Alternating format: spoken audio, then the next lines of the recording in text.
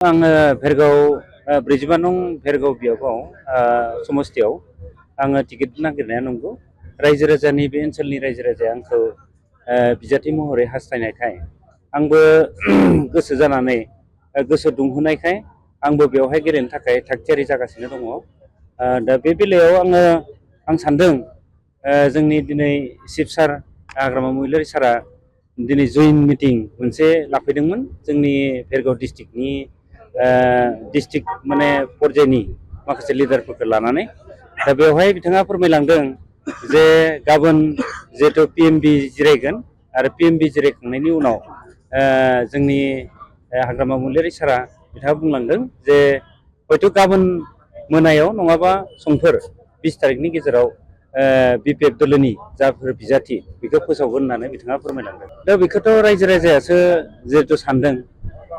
आंबो बिनिखायनो जे रायजो राजाया बुंबाय थादों जेनेबा नोंथाङा जिहेतु भेरगावआव बिजाथि जायोब्ला बा सासे एमएलए महरै मोनोब्ला नोंथांनि जिखिनि आगोलनि जे एक्सपिरियेन्स नोंथाङा जिखिनि समाज सिबिबोदों माने सेंग्राफोरखौ नायबोदों, दा बे हिसाबै नोंथाङा सासे बिजाथि महरै जायोब्ला जोंहा जोबोद माने मोजां जागोन आरो खामानि मावनायाव जोंहा सुबिदा जागोन।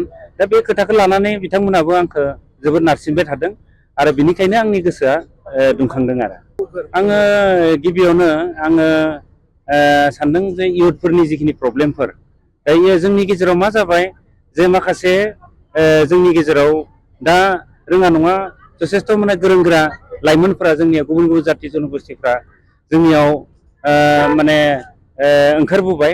दा बे हिसाबै आं नुनो मोनदों जायफ्रा बिए एमए बा जायफ्रा मेट्रिक पास खालामबाय, जायफ्रा इडुकेटेड, बे इडुकेटेड पार्सनखौ राइट पजिसन राइट डिरेक्सनाव लांनो नांगोन। दा बे राइट पजिसन राइट डिरेक्सनाव लांनोब्ला जोङो माखासे एवारनेसनि गेजेरजों आरो माखासे संस्थाफोरनि बेब'स्थाखौ जों खालामनांगोन। दा बे बेलाखौ आं फार्स्ट टाइम सानदों आरो लोगोसे जोंनि ओनसोलाव जिहेथु खेथिजों सोलिनाय बे ओनसोला आबादजों मावनानै जाग्रा हारि बे जोंनि ओनसोला। दा ओंखायनो आं सानदों जे खेथिखौ जोंनिया माने मोनसेल' खेथि मावनानै गोबां सम जिरायनानै थायो। दा ओंखायनो दासिमबो इरिगेसननि जि प्रजेक्टफोर मावदोंमोन टेकनिकेलि जि माने प्रब्लेमफोर बेयो दैनि प्रब्लेमफोर बेयो दाबो सुफुंजायाखै।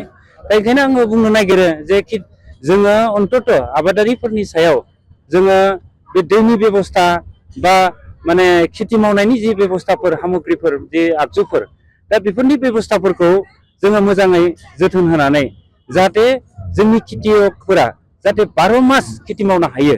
दा बे खोथाखौ आङो सिन्था खालामदों आरो अलरेडि आं माखासे गोरों गोरा माने टेकनिसियानफोरखौ लानानै आङो बेखौ प्रजेक्ट बनायगासिनो दङ आरो अलरेडि बियो फ्राय जोबनायनि लामायाव आङो माखासे पलिसिफोर लादों आरो माखासे प्रजेक्टफोरखौ आङो लागासिनो दङ।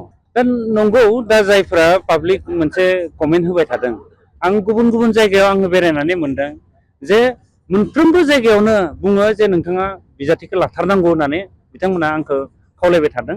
दा बे लेखायै आंबो बुंनो हायो जे आङो जुदि टिकेटखौ मोनोब्ला आङो बिपिएफ दोलोनिफ्राय मोनोब्ला गोरलैयैनो देरहानो हागोन आरो जा जि बिजाथि दा मैया दाखालि फोसावबाय इउपिपिएलनि बिजाथि, दा बिथाङा आगोलाव गेलेनाय हिसाबै दा बिथांनियाव माखासे इनकाम बेसेबो दङ। दा बे बेलाखौ नोजोर होयोब्ला आं रेटिं स्केलखौ जुदि नायोब्ला सोब साइडआव जिहेथु आं केन्डिडेट जाफेराखै गोदान नालाय निउ हिसाबै आंनि रेटिं स्केला गोजौआव दङ, आं बेखौबो आं फोथायदों।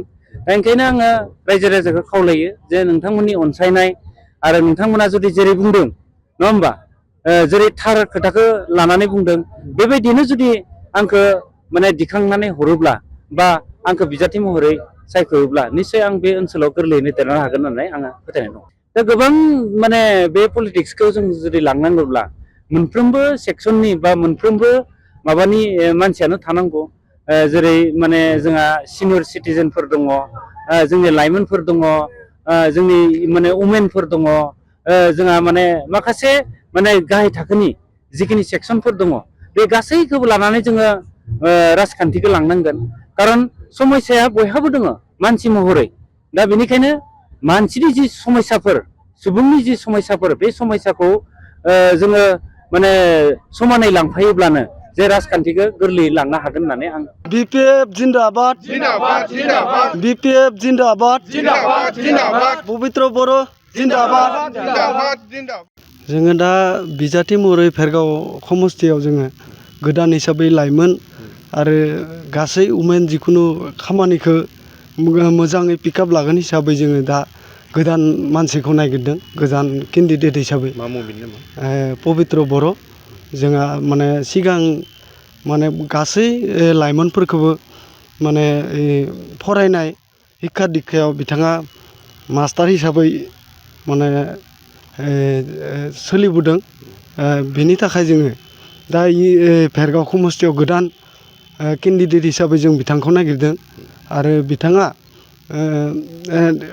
केन्डिडेट हिसाबै टिकेट मोनोब्ला बिथाङा जितिनाया जों लाइमोनफोरनिफ्राय माने 100% आरो गाबोन जिहेतु रिजाल्ट फैगोन बे रिजाल्ट फैनायाव जोङो माने पबित्र बर'खौ माने फैगोन होननानै जों माने आसा फारियो आरो माने फैखाथारनायखौ जों माने नागिरनानै जों माने 100% माने जितिगोन होननानै जों माने आखा थायो आरो